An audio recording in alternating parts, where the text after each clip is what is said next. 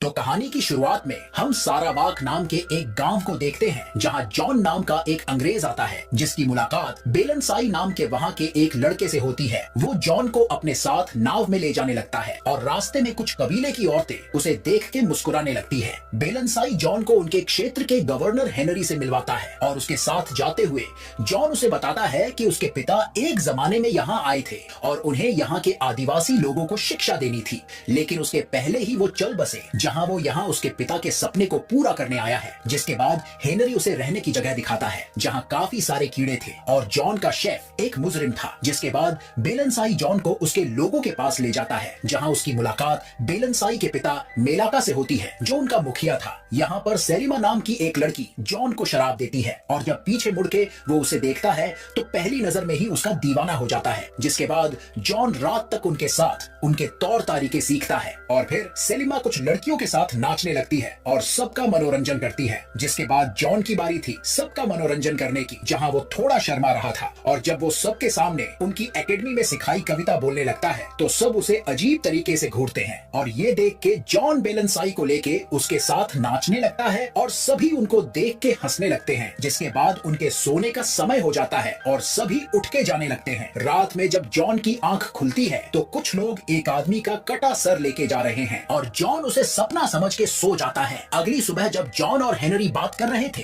तो हमें पता चलता है कि उस काबिल के लोगों ने हेनरी को बताएं बिना कुछ चाइनीज लोगों के साथ डील कर ली और अब उसे किसी भी हालत में अन चाइनीज लोगों का सर चाहिए। लेकिन इसके पहले कि जॉन कुछ बोल सके, सेलिमा वहां आ जाती है और हेनरी कहता है कि अब से ये तुम्हारे साथ रहेगी और तुम्हें उनकी भाषा सिखाने के साथ तुम्हारा बिस्तर भी गर्म करेगी।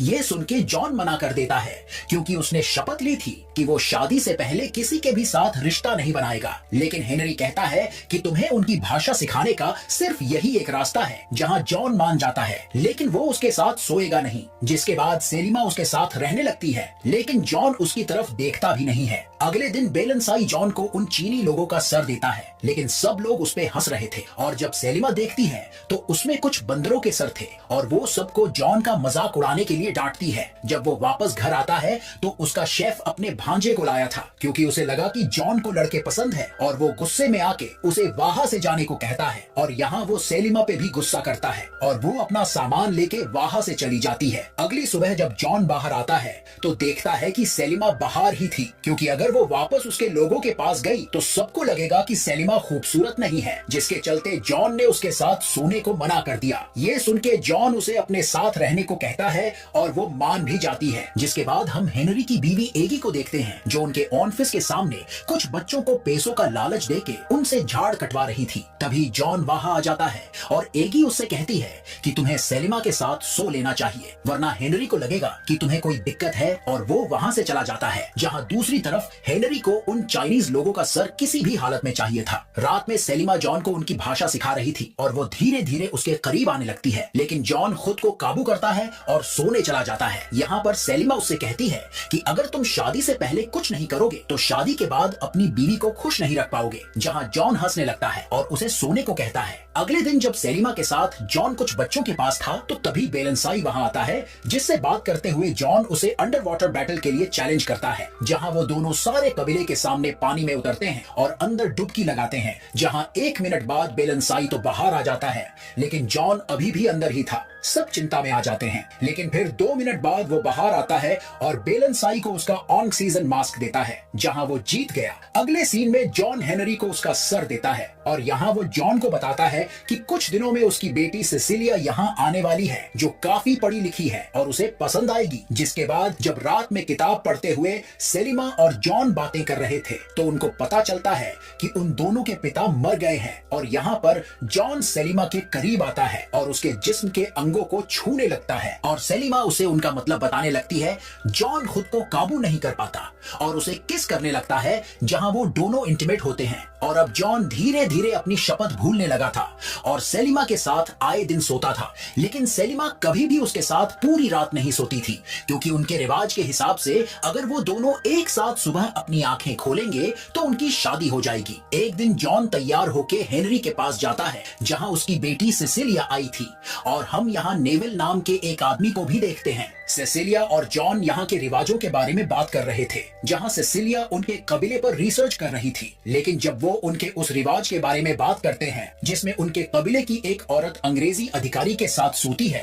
तो हेनरी कहने लगता है कि उस रिश्ते में प्यार नहीं होता। लेकिन जॉन उसकी बात से सहमत नहीं था और हेनरी उसे डांट देता है। जिसके बाद जब वो घर आता है तो सेलिमा तैयार होके उसके सामने आती है और जॉन उसे प्यार करने लगता है। अगले दिन जब सेसिलिया और जॉन उस काबिले के साथ थे तो उनको पता चलता है कि उनके पड़ोस वाले काबिले के साथ उनका जमीन को लेके झगड़ा चल रहा है और जॉन उनको एक सुझाव देता है कि जो भी इस रस्सी को खींचेगा वो जमीन उनकी हो जाएगी और बेलनसाई का कबीला जीत जाता है। जिसके बाद सेसिलिया सेलिमा की तस्वीरें लेने लगती हैं, जो उसे अच्छा नहीं लगता। जॉन सेसिलिया को रोकने की कोशिश करता है लेकिन वो उसकी बात नहीं सुनती और तभी हेनरी जॉन को बुलाने लगता है। जहाँ जब वो चला जाता है तो ये सेलिमा को अच्छा नहीं लगता। वही हेनरी देखता है कि उनको नदी में से 2 लाश मिली थी जो कि याकटा कबीले के लोग थे और उनकी जान किसी बीमारी के चलते गई थी। हेनरी याकटा कबीले तक जाके इसकी जांच करना चाहता था और वो सेलिमा और बेलनसाई को भी अपने साथ ले जाएगा। हेनरी उसकी बात मान जाता है। कुछ देर बाद एगी जॉन के पास आती है और उससे कहने लगती है कि हेनरी जॉन का स्कूल बनाने में मदद करेगा, लेकिन बदले में जॉन को उनकी बेटी सेसिलिया से शादी करनी होगी और वहाँ से चली जाती है। रात में जॉन सेलिमा के पास आके जब उससे कहता है कि मैं तुम्हें पसंद करता हूँ, तो गुस्से में सेलिमा कहती है कि तुम्हारे जैसे बहुत मर्दों के साथ मैं सोई हूँ और मेरा काम तुम्हारा बिस्तर गर्म करना है। जिसके बाद अगले दिन वो सब नाव लेके याकाटा कबीले की तरफ जाने लगते हैं और जंगल में एक जगह उनको एक और लाश मिलती है। जब वो उनके कबीले तक पहुँचते हैं तो वहाँ काफी लोग इस बीमारी से पीड़ित थे और तभी कोई हेनरी पर गोली चलाता है और वो उसके पीछे जाना चाहता था। जहाँ बेलनसाई और जॉन देखते हैं कि पास ही में कुछ माइनर्स वहाँ चांदी की माइनिंग कर रहे थे और जब वो वापस आते हैं तो वहाँ कोई नहीं था और सेलिमा को भी वो बीमारी हो गई थी, जिसके चलते सब भाग गए। तभी वहाँ याकाटा के कुछ सैनिक आते हैं और तभी जॉन को पता चलता है कि याकाटा ने उन माइनर्स के पास से कुछ चावल लिए थे जिसमें उन्होंने दवाई मिला दी थी ताकि वो लोग भाग जाएं और उनको माइन करने की जगह मिल जाए। जॉन याकाटा के लोगों को ये बात बता देता है और वो सभी अन्य माइनर्स पर हमला करके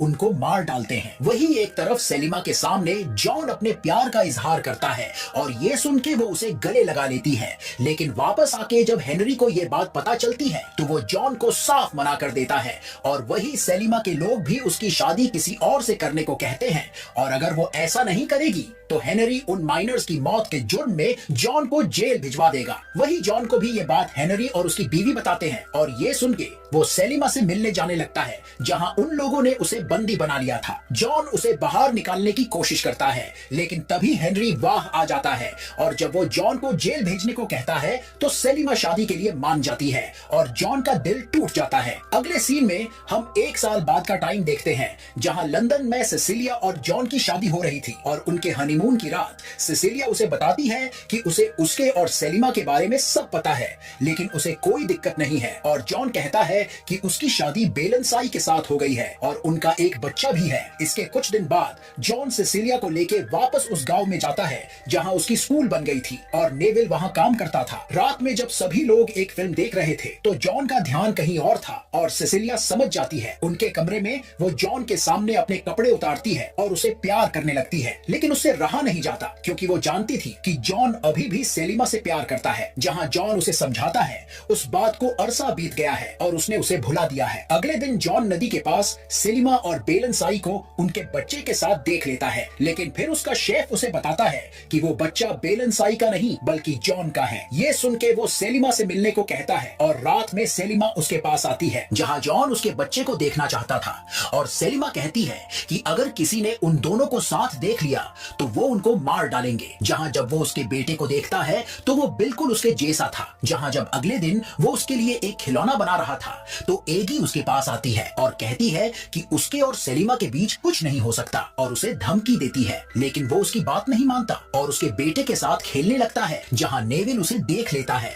जहां एक रात बेलनसाई जॉन को मारने आता है लेकिन सेलिमा उसकी जान बचा लेती है। हेनरी जॉन पर गुस्सा करने लगता है क्योंकि अब उसे बेलनसाई को मारना होगा और यहाँ पर जॉन को पता चलता है कि सेलिमा हेनरी की दूसरी बेटी थी जो राज किसी को नहीं पता। अगले सीन में जॉन बेलेंसाई के जुर्म सबके सामने उससे पूछता है और वो उनको कबूल भी कर लेता है, लेकिन जॉन उसे कोई सजा नहीं देता और हेनरी उसे एक आखिरी चेतावनी देता है। रात में जब सेलिमा जॉन से बेलेंसाई की जान की भीख मांग रही थी तो सेसिलिया उनको देख लेती है और अगले दिन बेलेंसाई की सजा का दिन था और मजबूरी में जॉन को उसे फांसी की सजा देनी पड़ती है, लेकिन रात में चुपके से वो उसे आजाद कर देता है और सेलिमा से कहता है कि वो उसे कल भगा के ले जाएगा और उसे शिपिंग डॉक में आने को कहता है जहां वो मान जाती है। अगली सुबह हेनरी जॉन पे गुस्सा कर रहा था क्योंकि वो जानता था कि उसी ने बेलेंसाई को आजाद किया है। वही नेविल सेलिमा को अपने साथ रखना चाहता था और उसे उसकी बात माननी पड़ती है। एक तरफ जब जॉन सेसिलिया के पास आता है तो वो उसे बताती है कि वो प्रेग्नेंट है